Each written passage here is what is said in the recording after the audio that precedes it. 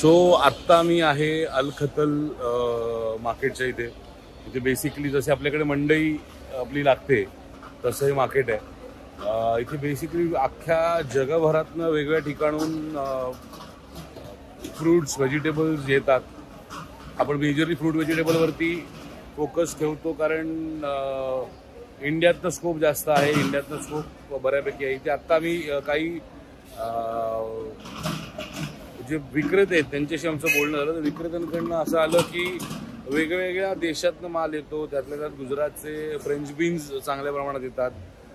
Fruit and व्हेजिटेबलमध्ये त्यातल्या त्यात फ्रूट्समध्ये majorly जी काय म्हणतात रिक्वायरमेंट आहे इथे ती ग्रेप्सची जास्त आहे, पोमोग्रेनेटची जास्त आहे। कांदा आपला ऑफकोर्स येतो, टोमॅटो काही प्रमाणात येतो पण टोमॅटोचं प्रमाण तसं कम्पॅरेटिव्हली कमी आहे। दुबईमध्ये तसं बघायला गेलं तर वॉटरमेलन आपल्याकडनं पण जातो चांगल्या प्रमाणात, पण आत्ता सीझन तसा नाही इमिजिएट बेसिसवरती। स्कोप्स चांगले आहेत आपल्या लोकांना इथे व्यवसाय करण्यासाठी, पण सगळ्यात महत्त्वाचं या मार्केटमध्ये म्हणजे इकडच्या स्थानिक लोकांबरोबर जरी बोललो तरी त्यांच्याकडनं एक गोष्ट कॉमन आली ती म्हणजे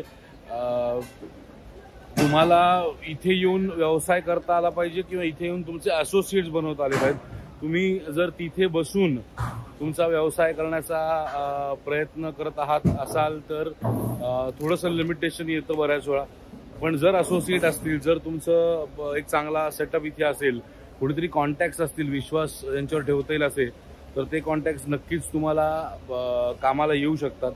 हा एक सगळ्यात महत्त्वाचा फॅक्टर इथे। आणि जसं हा व्हिडिओ चालू असताना तुम्हाला बऱ्याच ग्लिम्सेस दिसतील ज्याच्यामध्ये आपण कुठल्या कुठल्या व्हेजिटेबल्स फ्रूट्स वगैरे इथे चालतात याच्यावरती तुम्हाला अंदाज येईल, बघता येईल।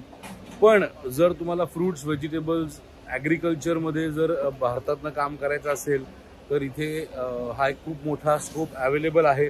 कारण जरी दुबई मार्केट छोटं वाटत असलं तरी इकडनं जगभरात कनेक्टिव्हिटी सोपी आहे। दुसरं म्हणजे इम्पोर्टमध्ये ज्यांना काम करायचं त्यांना किवी, ॲपल हे इराणवरनं इथे इम्पोर्ट केले जातात आणि इकडनं मग इंडियामध्ये इम्पोर्ट केले जातात, तर तो देखील एक खूप मोठा स्कोप अवेलेबल आपल्या लोकांसाठी इम्पोर्टमध्ये। आणि इम्पोर्टमध्ये देखील चांगलं मार्जिन आहे। ऑफकोर्स इम्पोर्टला इन्व्हेस्टमेंट्स चांगल्या प्रमाणात लागतात, पण आता हे तर आत्ता मार्केट आपण जे बघतो हे बेसिक मार्केट आहे, हे जिथे फ्रंट फेस मार्केट जे म्हणतो आपण, आपली भाजी मंडई। पण आपण आता काही वेळामध्ये वेअरहाऊसेस बघण्याचा प्रयत्न करणार आहोत। त्या वेअरहाऊसेसमध्ये माल कुठून येतो, कसा येतो, तिकडे काही लोकांशी बोलण्याचा प्रयत्न करणार आहोत। सो आपल्याबरोबर आत्ता एक इकडचे विक्रेते आहेत। आपका नाम क्या है भाई? मेरा नाम मोहम्मद कबीर। कहाँ से हो आप? केरला। आप केरला से हो? क्या बात है। हे देखील भारतातलेच आहेत। सो भारतातल्या माणसावर बोलायला थोडंसं एक बरं वाटतं, भारतीय माणूस दुसऱ्या देशामध्ये भेटल्यानंतर। सो त्यांच्याकडनं समजून घ्या, त्यांच्याकडे बेसिकली व्हेजिटेबल्सचं त्यांचं स्टॉल आहे इथे। क्या क्या वेजिटेबल्स और कहाँ से आते हैं?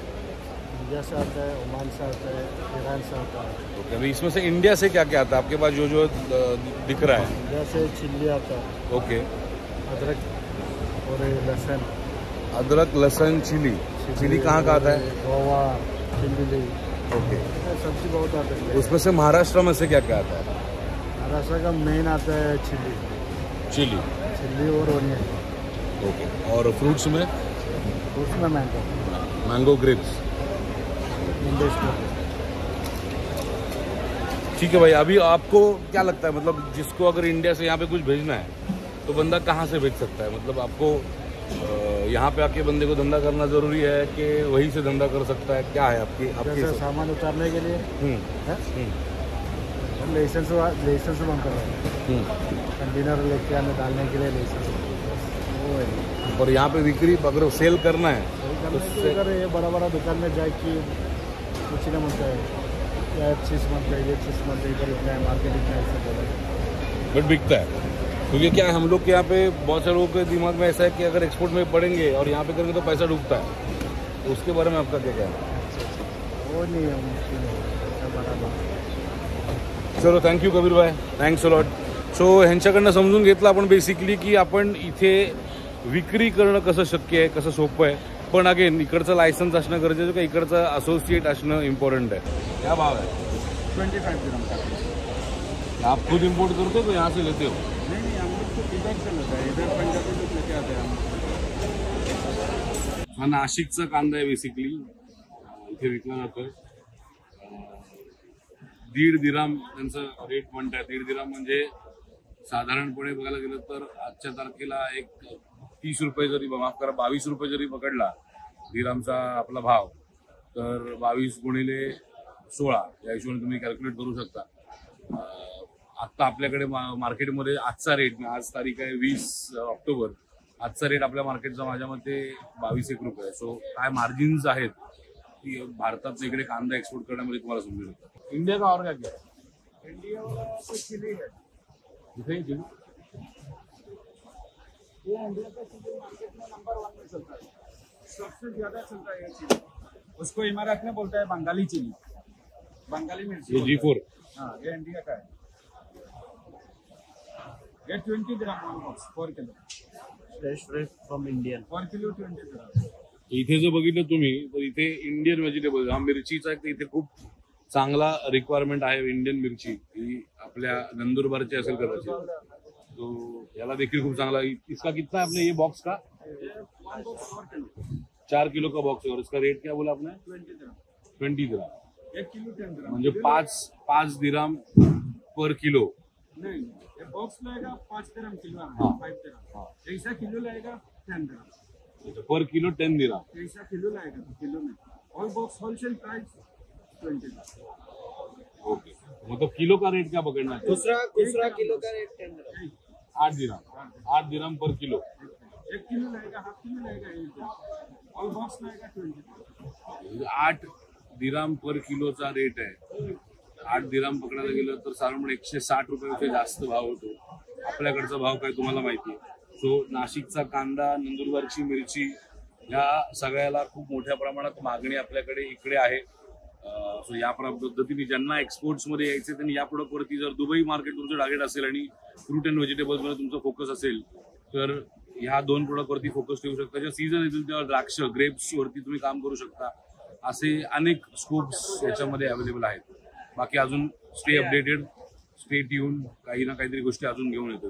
थँक्यू। माझी नजर इथे काही कांद्यांच्या याच्यावर गेली आणि जस्ट एक सांगण्याची की अभिमानाची गोष्ट जर सांगायची झाली तर या मार्केटच्या याच्या इथे हे जर बघितलं तुम्हाला दिसत असेल, हा उद्यमी महाराष्ट्राने एक्सपोर्ट केलेला हा कांद्याचं एक हे दिसतंय आणि ॲक्च्युली आनंद झाला, अभिमान वाटला आणि काहीतरी जे करतो त्याचं काहीतरी एक वेगळं फिलिंग होतं। ओव्हरऑल फिलिंग मला एक्सप्रेस कदाचित नाही करता येणार, पण हा कांदा आपल्या नाशिकचा उद्यमी महाराष्ट्राच्या स्टुडंटनी एक्सपोर्ट केलेला इथे मार्केटमध्ये सेलिंगला आहे। अपन जस्ट जे विकतायत त्यांच्याकडनं जरा समजून घेऊया की काय रेटला त्यांची सेलिंग है। भाई ये जो प्याज आया है, ये जो प्याज यहाँ पे दिख रहा है वो येलो टैग वाला, इसका क्या रेट है यहाँ पे? 30 dirham का, 30 दिराम पर 18 kg। 18 kg का 30 दिराम। ओके, आपका नाम भाई? महबूब भाई। महबूब कहाँ से हो आप? जी मैं पाकिस्तान, कश्मीर से। अच्छा, कश्मीर से हो, शुक्रिया। नाशिकचा कांदा विकणारा माणूस पाकिस्तानमधला, पाकिस्तान ऑक्युपाईड काश्मीरमधला, आणि विकलं जाते दुबईमध्ये। ही खासियत आहे एक्सपोर्ट इंडस्ट्रीची। तुम्हाला जर अधिक काही माहिती हवी असेल, तुमचा फ्रूट्स व्हेजिटेबल्समधला एक्सपोर्ट गॅरंटीड चालू करायचा असेल तर आपल्या उद्यमी महाराष्ट्राच्या 9297 या नंबरवरती कॉल करा, 9297909090, आणि बोलून घ्या आपल्या उद्यमी महाराष्ट्रातल्या टीमबरोबर की तुम्ही तुमचा गॅरंटीड एक्सपोर्ट माझ्यासोबत कसा चालू करू शकता। शेवटला पुन्हा एकदा एक अभिमानाचं आपलं उद्यमी महाराष्ट्र। धन्यवाद। जय महाराष्ट्र, जय शिवराय।